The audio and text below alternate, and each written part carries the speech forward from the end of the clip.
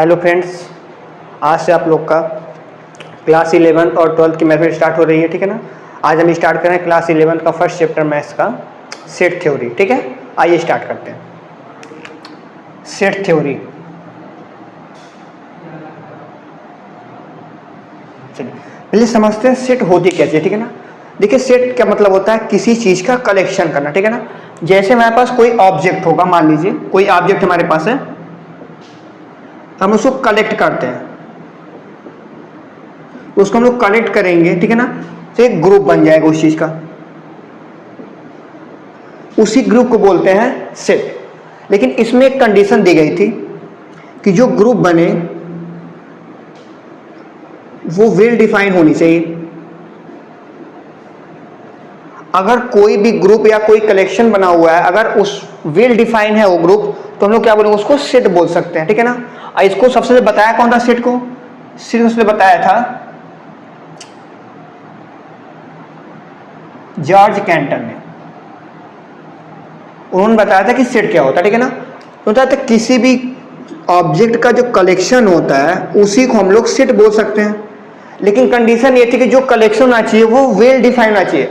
मतलब हम लोग जिस कलेक्शन को अच्छे से डिफाइन कर पाए वही क्या होता है, हम लोग का सेट होता है। ठीक है ना। तो देखो ध्यान से, तीसरी डिफिनेशन बनी थी, the well defined collection of distinct object. ठीक है ना। अब यहां समझिएगा, कह रहा है कि द वेल डिफाइंड कलेक्शन, मतलब जो कलेक्शन हो किसमें होना चाहिए, वेल डिफाइंड होना चाहिए।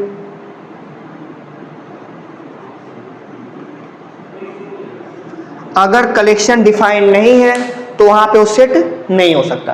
अब देखिए आगे कह रहा है डिस्टिंक्ट। इसका मतलब हुआ है कि जो एलिमेंट वहां पे हो, जो ऑब्जेक्ट हो, एक ही बार आए, मतलब यूनिक ऑब्जेक्ट होना चाहिए। ठीक है ना। अब देखिए इसके बाद, किसी भी ऑब्जेक्ट का ऐसा कलेक्शन जिसको हम लोग डिफाइन कर पाए। अगर डिफाइन करते तो हम लोग को वहां पे वो सेट बन जाएगा। ठीक है ना। अब देखिए, जैसे मान लेते हैं the collection of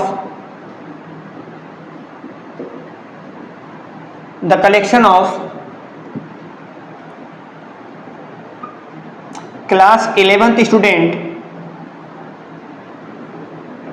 in school. किसी एक स्कूल में क्लास 11th के बच्चों का कलेक्शन, हम इसको अच्छे से डिफाइन कर सकते हैं। ठीक है ना। एक और एग्जांपल लेते हैं,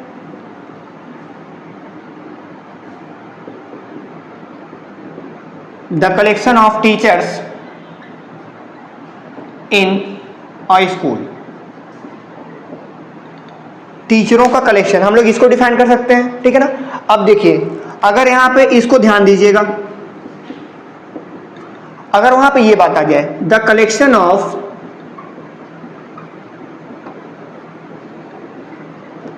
good student in class, class में गुड स्टूडेंट का कलेक्शन।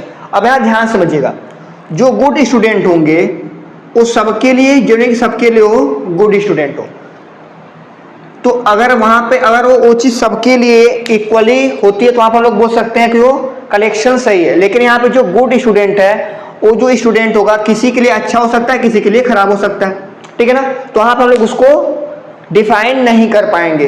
ठीक है ना। जो हम लोग किसी कलेक्शन डिफाइन हो, क्या हो जाएगा, हम लोग का ये सेट नहीं होगा, लिखेंगे नॉट सेट। इसका ध्यान दीजिएगा। ठीक है ना। यहाँ लिख देता हूं। तो अगर हम लोग किसी भी कलेक्शन को डिफाइन नहीं कर पाएंगे तो वहां क्या हो जाएगा, सेट नहीं हो पाएगा। दूसरा देख लीजिए, the collection of best teacher in class 11th। अब यहां समझिएगा, टीचर जो होते हैं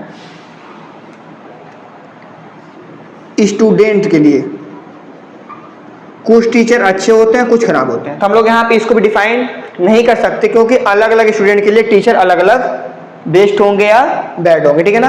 तो वहां पर हम लोग इसको भी डिफाइन नहीं कर पाते, ये भी क्या होगा, सेट नहीं होगा। Not set. सिंपल समझिए, अगर किसी को ज्यादा प्रेफरेंस दिया जा रहा है, ठीक है ना, तो हम लोग वहां पर उसको सेट नहीं बोल सकते। जैसे हम देखो गुड वर्ड आ गया, गुड स्टूडेंट, हम लोग इसको यहाँ पे सेट नहीं बोलेंगे। यहाँ पे आ गया बेस्ट टीचर, अगर यहाँ पे केवल टीचर होता तो हम लोग इसको सेट बोल सकते हैं। यहाँ पर यहाँ पे the collection of teacher in school, मतलब यहाँ पे ये सेट हो जाएगा। क्लियर है? अब देखो आगे से मैथमेटिकली रिप्रेजेंट करेंगे या लिखेंगे उसको, ठीक है ना, बहुत ध्यान रखिएगा। डालिए नोटेशन ऑफ सेट।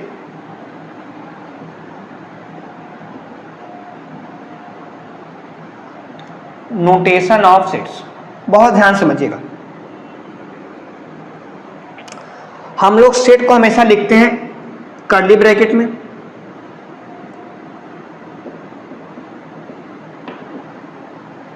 ठीक है ना, और जो ये आपको दिख रहा है हम लोग इसको बोलते हैं एलिमेंट्स। क्या बोलते हैं? एलिमेंट्स। ये हो गया सेट। इसको ऐसे रीड करेंगे, set A is equal to A comma B comma C comma D and so on, मतलब कि सेट ए में इतने एलिमेंट प्रेजेंट है, ठीक है ना। तो हम लोग हो गया एलिमेंट, इसको बोलते हैं। ये हम लोग का सेट का नहीं होगा। यहां एक चीज समझिएगा, नेमिंग ऑफ सेट जो होगा हमेशा किस में होगा? कैपिटल लेटर में होगा।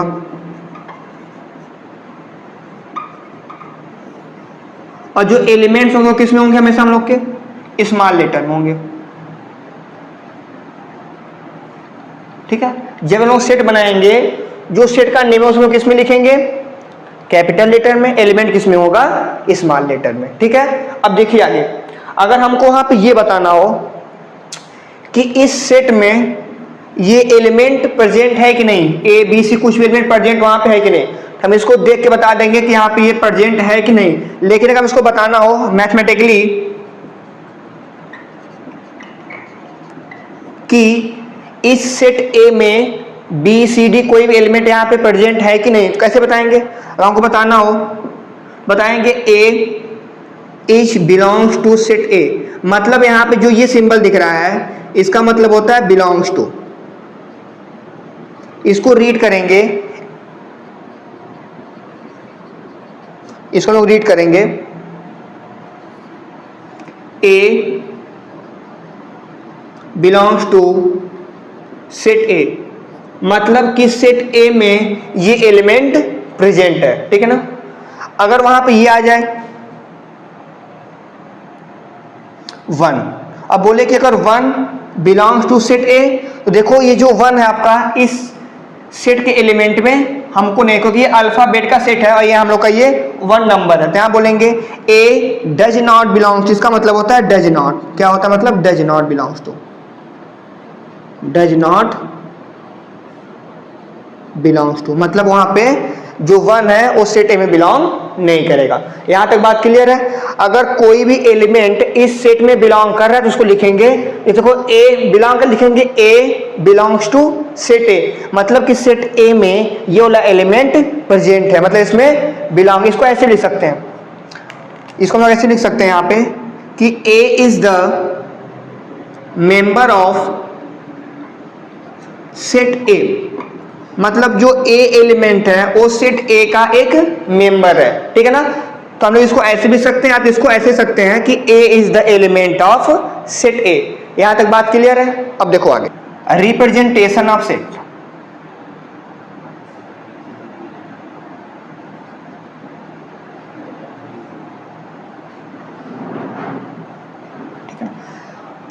हम लोग बेसिकली सेट को 2 तरीके से प्रिंट करते हैं, ठीक है ना, 2 वे से। पहला होता है हम लोग का इसमें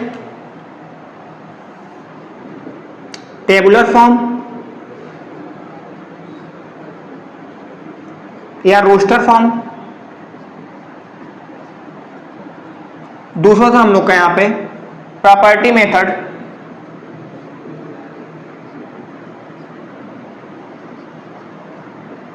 या सेट बिल्डर फॉर्म।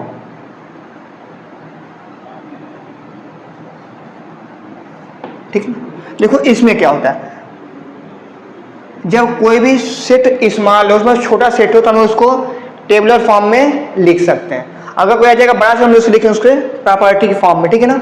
अब देखिए इसमें क्या होता है, बहुत ध्यान समझिएगा। Tabular form,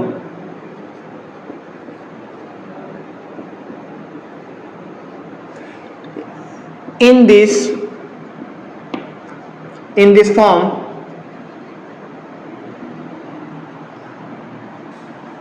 set written in curly brackets and its element separated by commas। मतलब इसका ये हुआ कि जब हम लोग टेबलर फॉर्म में कोई सेट लिखेंगे तो उसको लिखेंगे कर्ली ब्रैकेट में, और फिर वहां दे रहा है कि जो इसके एलिमेंट होंगे वो कॉमा से अलग होंगे, मतलब सेपरेट कह रहा है, ठीक है ना। एक एग्जांपल लेता हूं, set A equal to 1 2 3 4 5 and so on 25। मतलब यहां देखो एक सेट यहां पे दिख रहा है जिसका हम लोग नेमिंग किए ए से, उसमें एलिमेंट 1 2 3 4 ये देखो कॉमा से सेपरेट हो रहे हैं, अलग अलग हो रहे हैं कॉमा से। तो ये होता है हम लोग का रोस्टर या टेबुलर फॉर्म, ठीक है ना। अगर हम लोग इसको लिखें सेट बिल्डर फॉर्म में तो हम लिखेंगे इसके प्रॉपर्टी के अकॉर्डिंग कि जो ये नंबर आपको दिख रहा है ये नंबर की क्या प्रॉपर्टी होगी, जो प्रॉपर्टी होगी हम उसके अकॉर्डिंग इसको लिखेंगे तो जाएगा हम लोग का सेट बिल्डर फॉर्म या प्रॉपर्टी मेथड। यहां तक बात क्लियर है? अच्छा देखिए अब यहां लिखते हैं हम प्रॉपर्टी मेथड में।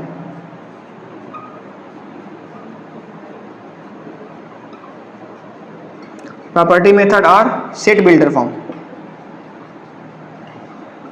सेट बिल्डर फॉर्म, अब देखो इसमें क्या होता है, बहुत ध्यान समझिए इस चीज को, ठीक है। हम यहां लिख सकते हैं इसको, देखो सेट ए। अब यहां एक चीज समझिएगा, यहां मैं लिख रहा हूं एक्स सच दैट एक्स, ध्यान समझिएगा। यहां पे इसका मतलब हो गया कि एक्स एक ऐसा एलिमेंट है, यहां मैं नोटिस करता हूं, ये जो आपको दिख रहा है ना, यहां लिख देता हूं, ये जो या तो ये लिखिए या तो स्लैश, इसका मतलब होता है हम लोग का सच दैट, इसको हम लोग क्या रीड करते हैं, सच दैट रीड करते हैं, या कॉलन को या फिर ये जो दिख रहा है आपको, ठीक है ना, ये या तो फिर ये, इसका मतलब होता है such that X, such that x belongs to natural number, और एक्स वैल्यू कहां से जा रही है 25, तो यहां लिखे हम लोग यहाँ पे x is less than equal to 25।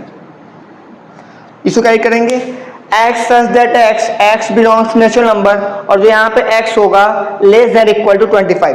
मतलब यहाँ पे एक ऐसा सेट है जो नेचुरल नंबर बिलोंग कर रहा है, वो नेचुरल नंबर क्या होगा 25 के इक्वल होगा। क्लियर है बात? तो हम लोग इसको लिखेंगे सेट बिल्डर फॉर्म में इस तरीके से। यहां तक क्लियर है बात? अब देखिए यहां लिखता हूं टेबुलर फॉर्म या रोस्टर फॉर्म, और यहां लेता हूं सेट बिल्डर फॉर्म। बहुत ध्यान समझिएगा,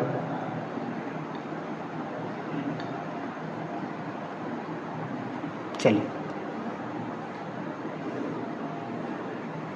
हम इसमें एग्जांपल लेते हैं 2 4 6 8 10 एंड सो ऑन। हमने एग्जांपल यहाँ पे एक सेट ए इक्वल टू 2, 4, 6, 8, 10, ठीक है ना। एक एग्जांपल हमने यहाँ बोल दिया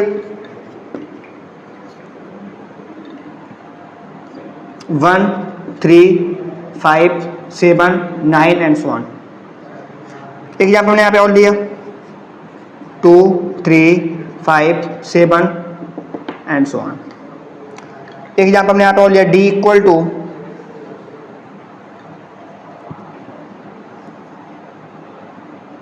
1 4 9 16 25 and so on.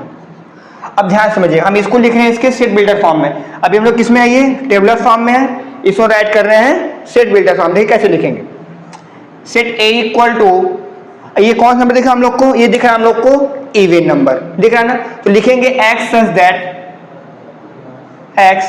X is equal to 2n n belongs to natural number. ध्यान समझ लीजिए, ये हम लोग जो नंबर दिख रहा है किसमें है, इवन नंबर दिख रहा है, ठीक है ना। तो यहाँ लिखेंगे एक्स सच दैट एक्स, मतलब कि एक्स एक ऐसा एलिमेंट है जो इवन नंबर है, ठीक है ना, और यहाँ पे n क्या है, नेचुरल नंबर से बिलोंग करेगा। क्लियर है बात? इसको पढ़ते हैं सच दैट। चलिए आगे देखिए, इसको लिखते हैं। अब देखिए यहाँ क्या हो जाएगा, x such that x is equal to 2n-1, ठीक है ना। यहाँ क्या लिखेंगे, n belongs to natural number. ये देखिए अगर हम लोग यहाँ पे n इक्वल टू 1 रखते हैं तो 2 इंटू 1 माइनस 1 1 2, यहाँ पे माइनस 1 बनेगा। 2 रखोगे तो 2 2 जा 4, 4 माइनस 1 3, तो यहाँ क्या बन जाएगा 3। तो हम लोग क्या होगा, ये ऑड नंबर का फॉर्म होता है, ये क्या होता है इवन नंबर का फॉर्म होता है। यहां तक बात क्लियर है। अब देखो आगे इसके सी, ये कौन सा नंबर दिख रहा है आप लोग को, 2, 3, 5, 7, ये हम लोग का कौन सा है प्राइम नंबर। लिखेंगे x such that x is a prime number.